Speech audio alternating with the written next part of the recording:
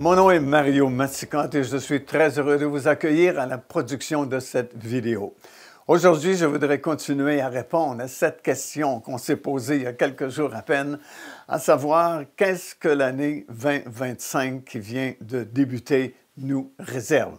Et on a commencé à répondre que sûrement beaucoup d'événements sont à prévoir et sûrement beaucoup d'événements prophétiques également, puisque nous le savons, nous sommes rendus dans ces derniers jours et il y a des choses vraiment très importantes qui se sont accomplies récemment et il y a des choses très importantes qui sont sur le point également de s'accomplir et c'est ce que nous voulons partager avec vous encore une fois aujourd'hui. Nous vivons un temps d'accélération en toutes choses. À notre époque, ça va très vite et les changements se font de façon très brusquement et ça change souvent l'orientation et ça change le commerce, ça change l'industrie. Les choses vont très vite. Nous sommes dans une période vraiment de grande accélération. Alors, on doit s'attendre à ce que le peu de signes, de prophéties qui doivent s'accomplir avant l'enlèvement des croyants et le retour du Seigneur Jésus-Christ se produisent aussi très rapidement.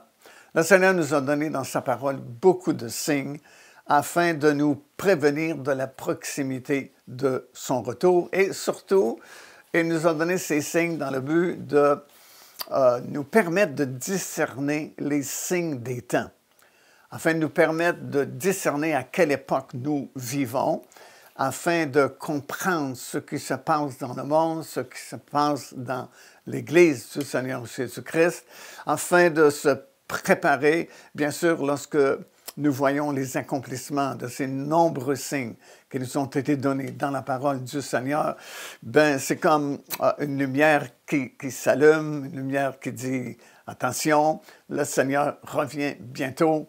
Et c'est le temps de relever notre tête, comme Jésus a dit, parce que notre délivrance approche. Bien sûr, nous ne pouvons pas connaître de façon précise le jour, l'heure de l'enlèvement de l'Église. C'est inutile d'essayer de faire des calculs. Il y a de très nombreuses personnes qui ont tenté de faire cela depuis de nombreuses années. Et ça n'a jamais fonctionné.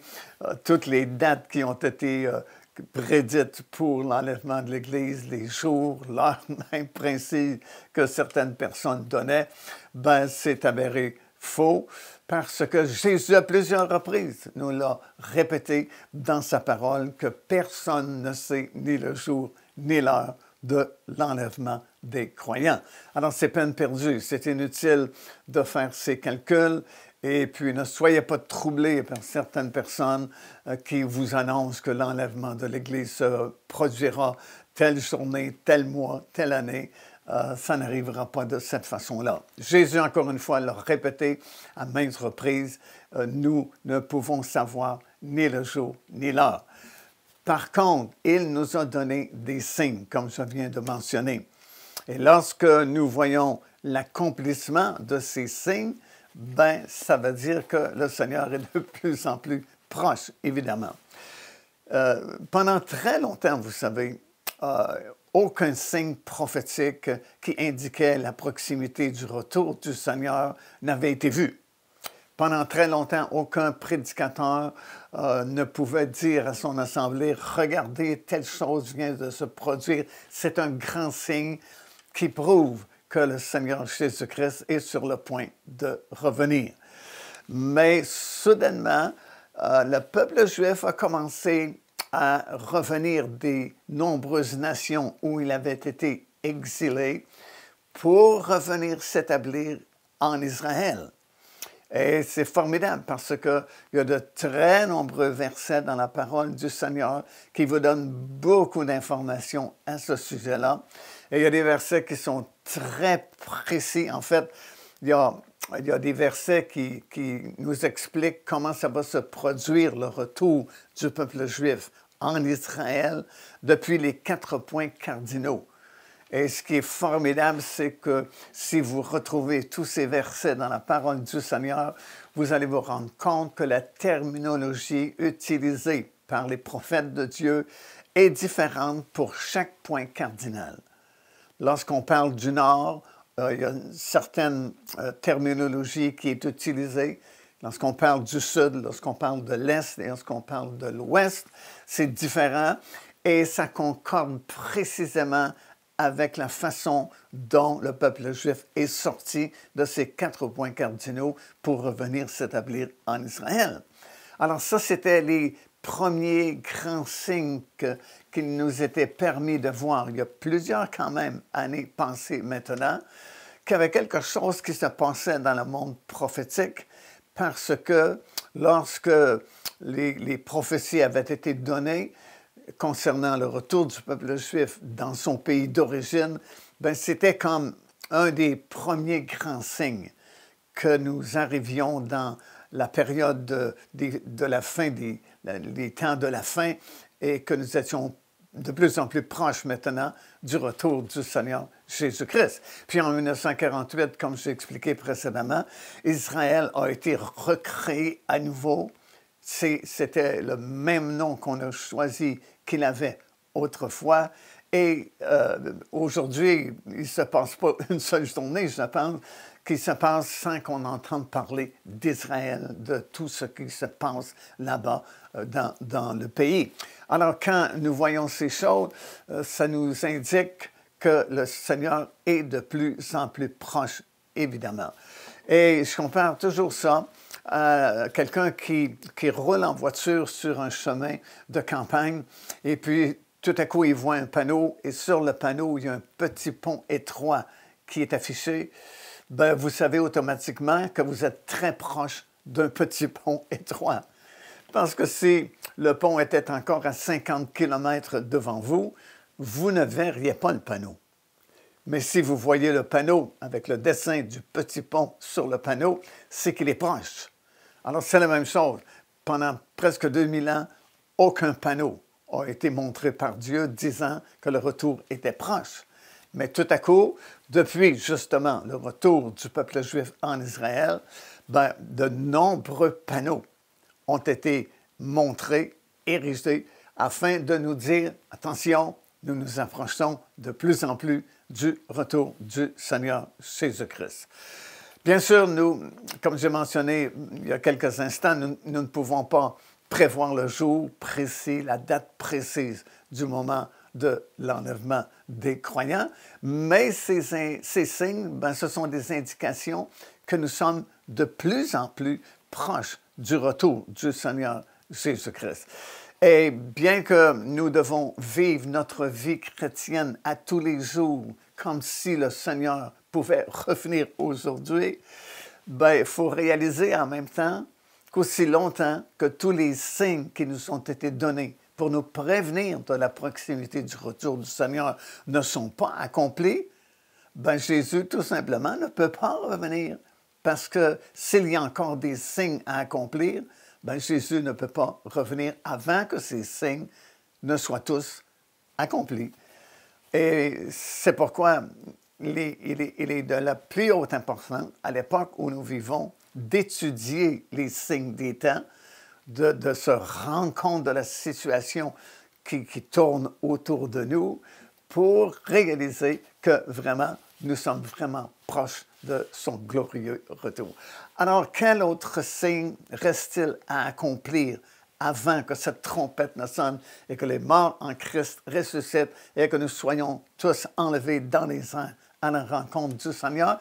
Ben, il y en a quand même quelques-uns qui sont très clairement mentionnés dans les Écritures et qui ne sont pas encore accomplis. Donc, il faut nécessairement que ces quelques autres signes s'accomplissent avant que le Seigneur ne revienne dans les airs pour enlever son Église. Quels sont ces signes? Bien, premièrement, il y a cette fameuse attaque qu'on appelle la bataille de Gog et Magog. Ça, c'est une très grande prophétie qui a été donnée par le prophète Ézéchiel et que nous retrouvons dans son livre, le livre du prophète Ézéchiel dans l'Ancien Testament, dans le chapitre 38 et une bonne partie du chapitre 39. En réalité, c'est une des prophéties les plus détaillées que vous pouvez trouver dans votre Bible. Et pour bien comprendre la prophétie de l'attaque de Gog et Magog sur les montagnes d'Israël, vous devez commencer avec le chapitre 35, qui parle justement de la région de ces montagnes d'Israël. Parce que lorsqu'on utilise l'expression « les montagnes d'Israël », on fait référence à la Judée et la Samarie. Alors, c'est le cœur même d'Israël.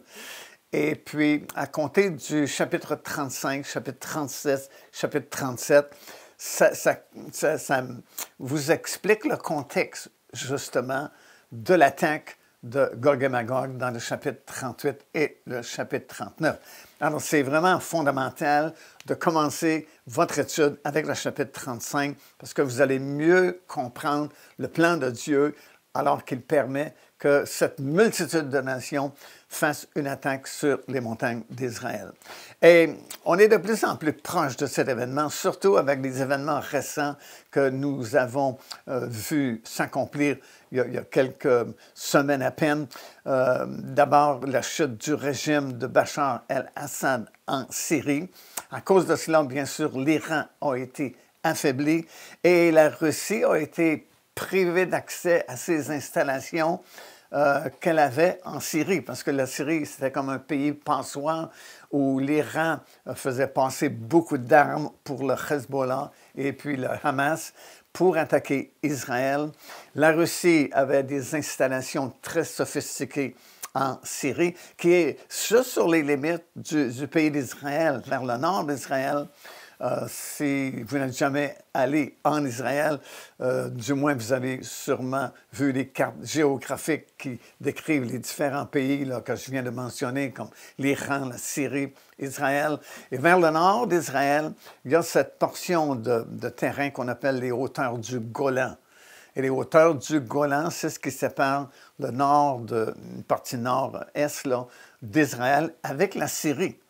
Alors, comprenez que c'était très facile pour l'Iran et la Russie de se servir du territoire de la Syrie pour acheminer des armes pour armer justement les ennemis d'Israël. Et à cause de la chute du régime d'Assad, ben, c'est fermé maintenant. Il n'y a plus de transport d'armes possible. Et puis, c'est comme un no man's land. La Syrie. Et puis, à cause de cela, et à cause de la faiblesse maintenant que l'Iran a expérimenté à cause de la fuite de ce régime-là, et parce que les États-Unis d'Amérique, avec le nouveau président Donald Trump, ont l'intention d'intensifier la présence américaine au Moyen-Orient en faveur d'Israël, et parce que, soudainement, à cause de ces événements qui viennent de se produire, Israël se retrouve la plus grande puissance actuellement au Moyen-Orient, ben, il se pourrait fort bien que la Russie choisisse justement ce moment-là pour former cette grande multitude de nations avec lui, pour finalement faire une attaque sur Israël afin de consolider son influence à nouveau dans la région du Moyen-Orient. Et ça pourrait fort bien être une autre boucle que le Seigneur place à sa mâchoire, comme c'est écrit dans Ézéchiel 38 et au verset 4. Dieu dit « Je t'entraînerai ». C'est comme si ce n'était pas l'idée première de la Russie de s'armer d'une telle façon avec les nombreuses nations qui vont faire coalition avec la Russie pour attaquer Israël, mais c'est comme si les choses vont se présenter de telle façon que la Russie n'a plus vraiment le choix, comme un peu c'est la situation qui existe à cause de ces nouveaux développements prophétiques. Alors Dieu dit dans ce passage chez Ézéchiel 38, verset 4, « Je t'entraînerai et je mettrai une boucle à ta mâchoire. Donc je t'obligerai, autrement dit, à descendre sur les montagnes d'Israël, et c'est là que Dieu va intervenir. » La grande question, en terminant, c'est de savoir quand est-ce que cette prophétie va finalement s'accomplir. Bien sûr, encore une fois, nous n'avons pas une date précise. Je ne peux pas vous dire quel mois, quel jour, à quelle heure cette attaque va se produire.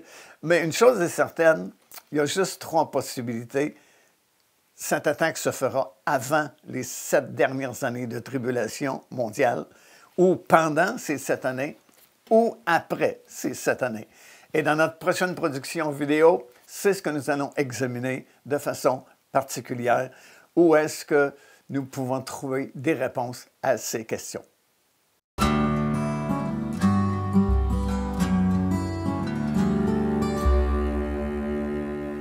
Commencez l'année 2025 avec force dans le Seigneur grâce à cette nouvelle production intitulée « Inébranlable ». Au cours de cet enseignement, je partage avec vous 7 grandes réalités spirituelles que vous possédez déjà grâce à la nouvelle naissance et qui peuvent vous permettre de devenir inébranlable dans le Seigneur. Peu importe qui vous êtes, peut-être êtes-vous le chrétien le plus faible au monde, mais si vous prenez conscience de ces 7 réalités spirituelles et que vous les appliquez dans votre vie, vous deviendrez inébranlable. Commandez donc cette production immédiatement en visitant notre site web www.paindevie.org et commencez cette nouvelle année de façon exceptionnelle.